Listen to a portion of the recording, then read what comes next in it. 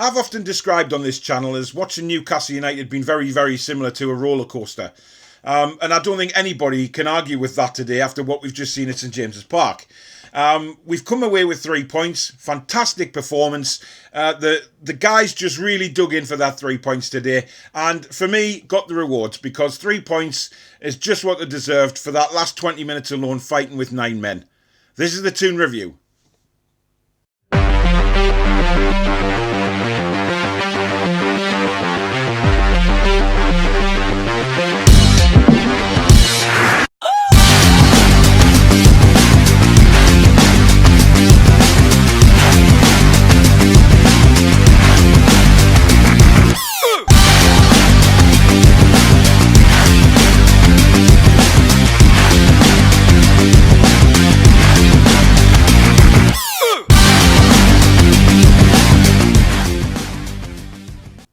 Hi everybody, I'm Paul and welcome to the Toon Review YouTube channel where we are reviewing today's win for Newcastle United at St James's Park, 3-2 over Southampton. What a game, a complete rollercoaster ride, as I said in the intro there. Typical Newcastle United, making it very, very difficult when it should have been out of sight. But it wasn't to be. We went with the lineup, which was a 4-3-3, similar to what we've been playing the last couple of games. He kept Darlow in goal. He went with Manquillo at the right back, Lewis at left back, Schar and Isaac Hayden as the central defenders. In the middle, he went with Shelvey, Hendrick and Joe Willock after a signing from Arsenal. And up front, he went for ASM, Miggy and Wilson. So no place in the starting lineup for Ryan Fraser, despite him playing so well in midweek against Crystal Palace. But he wanted to keep that 4-3-3 instead of going 4-2-3-1. Now, when the game kicked off, you can't really argue about the formation. It was working. We were putting Southampton under tremendous pressure. We looked like we could score on every attack. On the flip side of that, Southampton were coming forward and looking like they could score on any attack. Southampton let themselves down a couple of times with offsides. They got themselves into some really good positions, but a couple of times Danny Ings was given offside when if he wasn't, they could well have scored goals. Having said that, going the other way, we looked just as positive, and Maximan just ran them ragged. As soon as he gets the ball, he was driving at the back four of Southampton and causing them all sorts of problems. Miggy as well was getting the ball and running with it as he loves to do in that number 10 role, which surely Steve Bruce now must understand he has to play there. Simply has to. But the opening goal came when a crossfield ball came across to the left-hand side. St Maximin just beats the Southampton defender to it and pokes the ball away from him, sprints away, and then he looks up and plays the ball across the edge of the 6-yard box, and there is Joe Willock running onto the ball and just knocks it into the net. Now, we haven't had a midfielder like Joe Willock for a long time. When was the last time you saw a midfielder driving into the box like that to get on the end of something? And he said in his pre-match interview with BT that he'd already had a word with St Maximin to say, look, if you get it to the byline, put it across and I will be there. And he was there. Great finish, and we're 1-0 up. Now, here's the important part for us, because we had to learn a lesson from the Palace game that we just had to get a second goal. And we did. Bit fortunate, it has to be said, but at the end of the day, it's still a goal. And that's all that counts in my eyes. Miggy did really well. He went to blast the ball across the 6-yard box. But the Southampton defender got himself all in a pickle. It hits him and goes in the back of the net, and we're 2-0 up. Now, Southampton could well have just lost their heads completely by then, given what had happened against Manchester United. But they didn't. They kept working, and they kept coming forward at us. And they got back in the game with a lovely strike from Minamino. Again, I'm not sure about our defenders. The gap was too big. Nobody really picking him up or seeing what kind of run he was going to make. And he lashed the ball into the top of the net. And 2-1, you're thinking, is it going to be a repeat of Palace? Or are we going to clamp down and shut up shop and actually stay in control of the game? Southampton did have a couple of chances after that, and you're thinking, God, let's not throw this away just before half-time. But then we break away. I think it was from a Southampton corner, actually. We break away, and it ends up being a 2-on-1 with Miggy and St Maximin. And you're thinking, is Miggy going to shoot? Because I know some of his shooting has been poor. But by God, he took that well. Right into the bottom corner, the near post. The keeper didn't really know if he was going to pass it across to St Maximin or have a shot. So he had to move across and leave that near post a bit more exposed than it normally would have been. And a great shot by Miggy into the corner. 3-1 at half-time, cruising. We know that Southampton are dangerous and have some very dangerous players on the pitch. But at 3-1, you just felt that the game was done and dusted as long as we just stayed very, very concentrated in the second half, knew what we had to do, knew where we had to be, positional-wise and tactics-wise. Everything could look fine for a comfortable second half. And it should have been more. The second half kicked off, we went straight down their end, and how John Joe Shelvey has put that wide, I do not know. I really don't. 6 yards out, all he has to do is tap the ball in. Good work again from St Maximin, and you're thinking, just score. 4-1, it would have just completely ended the game, no problem at all. It didn't happen like that. Southampton came down the other end, and what we've been saying all week in our preview shows and live shows is that not to give Southampton anything around our penalty area. We did, and Ward-Prowse does what Ward-Prowse does best. A fantastic free kick into the top bin. You know, I've seen a few people having to go at Darlow, saying Darlow should have got there, he left too much room. I'm not so sure any keeper would have saved that, to be honest. Very, very difficult. But it's 3-2. And then the game just goes crazy. Jeff Hendrick, who'd been booked in the first half, decides to make an absolutely ridiculous shirt pull on Minamino. How we thought he was going to get away with that, I don't know. Originally, the referee books Willock to say you pulled him back, but of course it wasn't. The Southampton players, rightly so, pointed out that it was Hendrick, and Hendrick is given a second yellow card. He walks off the pitch looking at the referee as if to say, what did I do? But come on, Jeff, look at that replay. You're clearly pulling his shirt, and that's clearly a bookable offence. No problem at all with the sending off. Absolute heads gone from Jeff Hendrick. And I am furious with that guy. He put us under so much pressure because of a stupid mistake. We then get a free kick on the edge of their box. Personally, I thought that Fabian Schar shouldn't have took that free kick. It should have been Miggy on the left foot, curling it into the top corner instead of going out then in. The Schar tried to do. He didn't clear the waistline of the wall. He then goes in to try and get the rebound, and he ends up doing his knee in, and that doesn't look good. According to Steve Bruce after the game, Manquillo looks like he's done his ACL, and the knee injury is a pretty bad one for Fabian Schar. He doesn't know about Wilson yet until he has more tests done. So it crippled us. We went down to 9 men, and Southampton were just pretty much camped in our half. Very, very difficult for Newcastle to have an outlet. Steve Bruce brings off St Maximin, which I think was the right decision. Given the conditions, he puts Paul Dummett on the pitch, and Paul Dummett for me was just absolutely fantastic from the second he walked on that football pitch. He was phenomenal. You know, getting his head in the way of everything, putting his body on the line, as did Isaac Hayden, as did Emil Kraft, as did Jamal Lewis. You know, when Kraft came on for Manquillo, you thought, oh God, you know, he's not the best player in the world. And he did make some ricks in the first half. He also got a yellow card, but second half, just backs against the wall. And it just proved that, you know, with a bit of heart and desire, you can win football matches, even with 9 men. Southampton peppered us, and actually went offside a couple of times. You know, I had a few shots over the bar, but all in all, just a magnificent effort. And you know, for me, when I see Newcastle United play like that, and with heart and desire to win for the club, that's all we want to see as fans. We just want to see us try and win a football match. If the effort's there, we'll applaud them. And by God, the effort was there today. I put a tweet out earlier on saying that you know, Joe Linton, you know, was a bit poor, but having said that, Joe Linton worked his arse off just like everybody else. There was a few occasions that Joe Linton tried to mess around with the ball on the edge of our box, which he shouldn't be doing with 9 men. He lost the ball a couple of times, and that put us in a bit of danger. But having said that, on the flip side of that, the work rate was there. He put in a shift. The only disappointment for me, really, I think, would be Jeff Hendrick. Obviously, the sending off, absolutely shambolic decision to do that.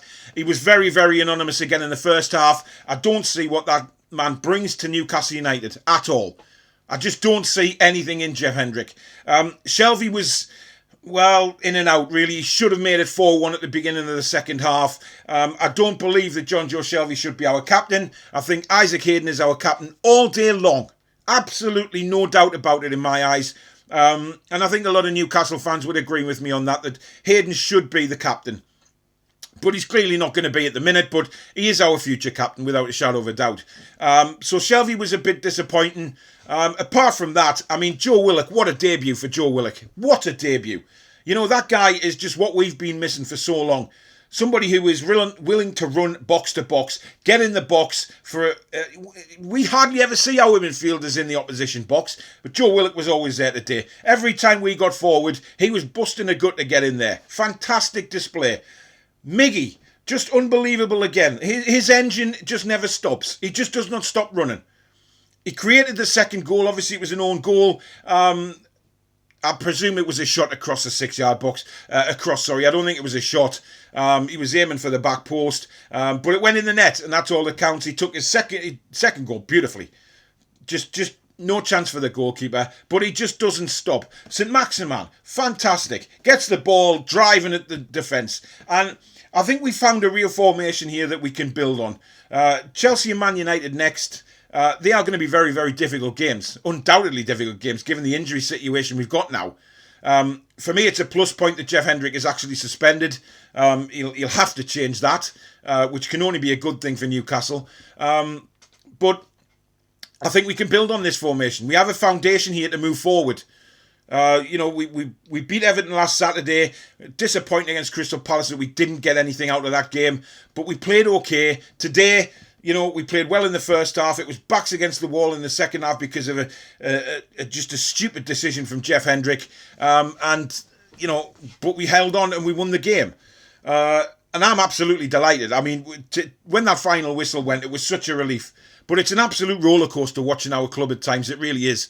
But if we look through the players and we rate them, Carl Darlow, for me, he just looks edgy coming for crosses. That's the only thing that bothers me about Darlow. There was a few times today the balls have come into the area and he's completely flapped at them and got nowhere near the ball. And that's a worry.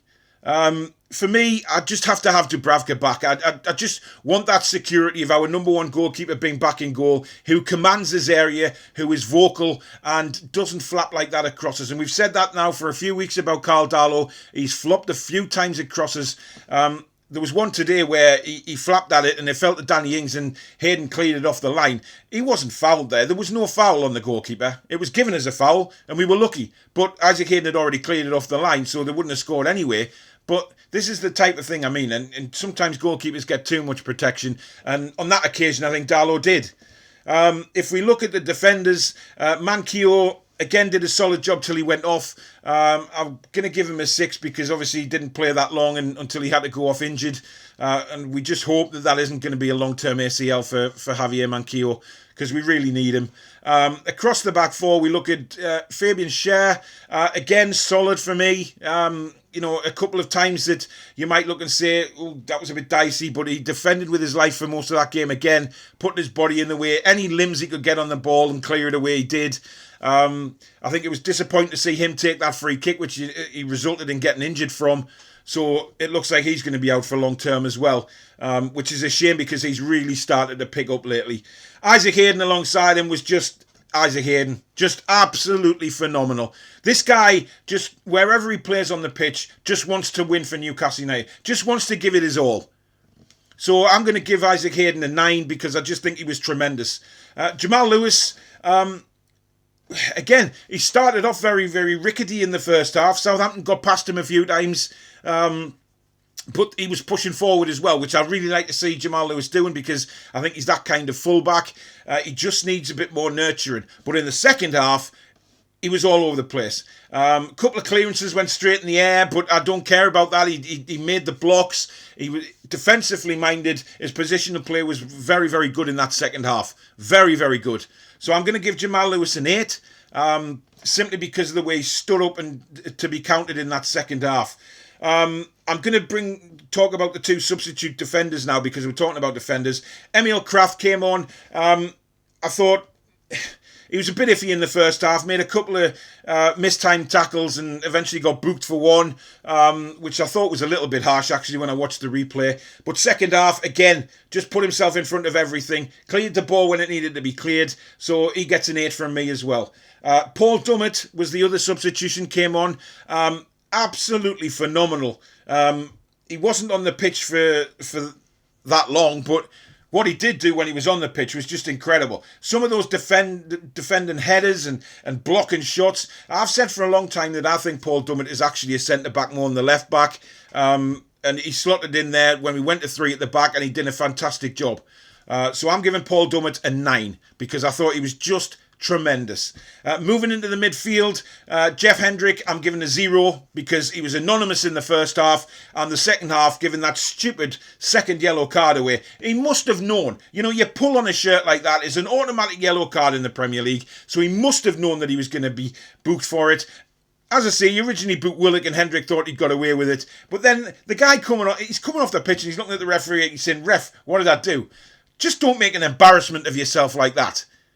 You put us under so much pressure because of that sending off. We could have played with, until Schar went off, we could have still had 11 on the pitch and actually maybe scored a couple more goals. But no, you had to be stupid, and you cost us a player on the pitch, and you almost cost us the 3 points.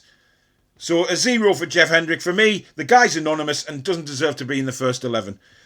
John Joe Shelvey should have put us 4-1 up at the start of the second half. I think still worked his arse off in the second half again, like all of them. There's not really anything I can say for Shelvey. He was a bit disappointing first half, but I'm going to give him a 6, simply because of his effort in the second half.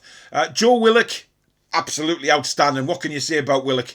He was just up and down the pitch all game, and then when he had to defend, the guy's got a tremendous engine. It looks like he's just willing to run and run and run.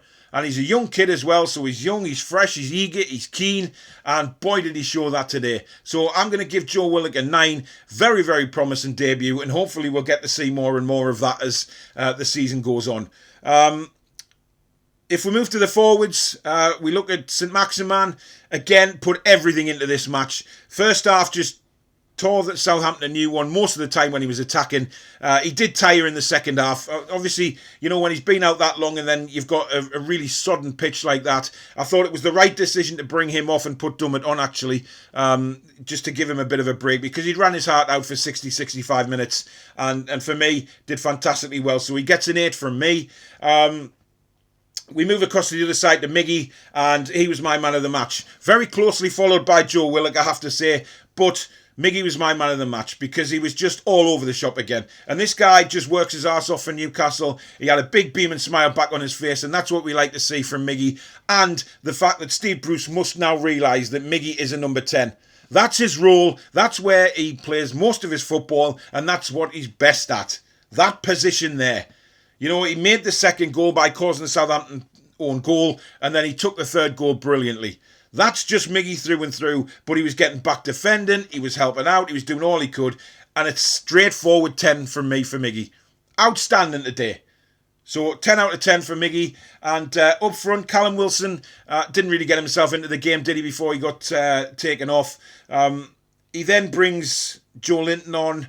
Callum Wilson in the first half was hit and miss, wasn't he? I mean, he got in some good positions, but I think he'd felt that injury early doors and then obviously had to come off, which is a shame because we don't know how long he's going to be out for, which is a bit of a worry for anybody associated with Newcastle.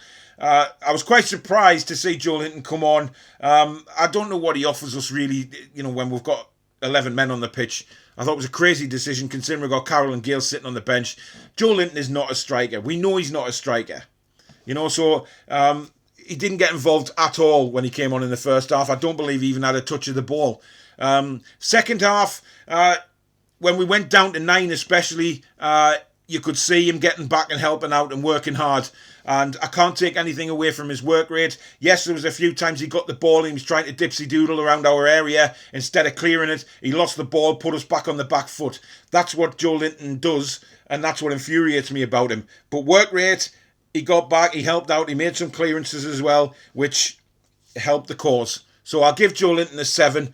I just thought those 9 players on the pitch for those last 20 minutes of the game were just phenomenal. And that's the kind of work rate and desire and passion I want to see from players that play for my football club. I have to see that, and just the desire to get the 3 points today was incredible. If I rate Steve Bruce, I'm going to give him a 6. Again, when the camera pans to him on the sidelines, he's not screaming at anybody. He's just standing there.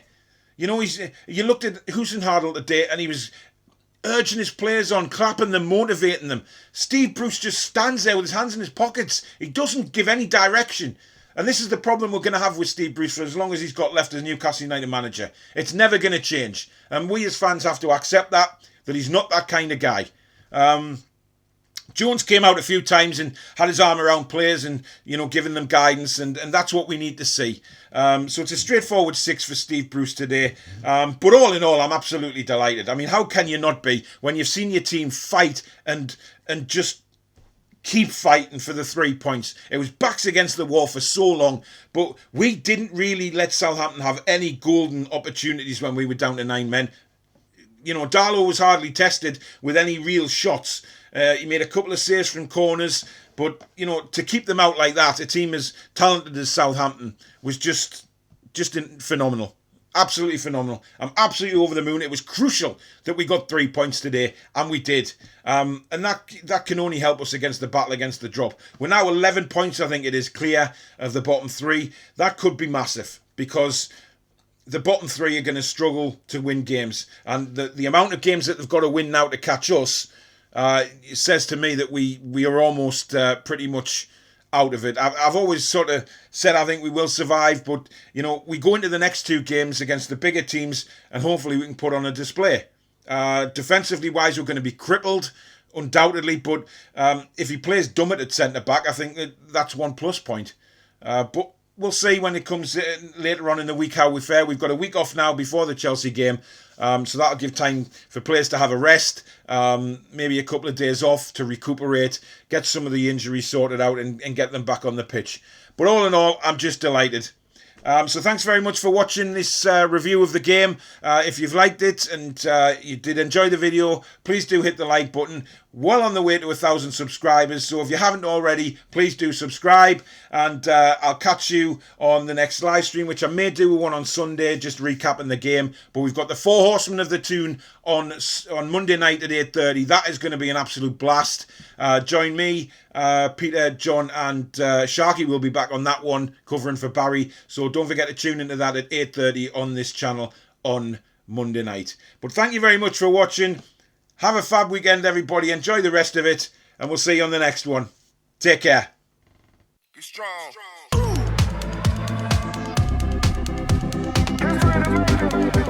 strong.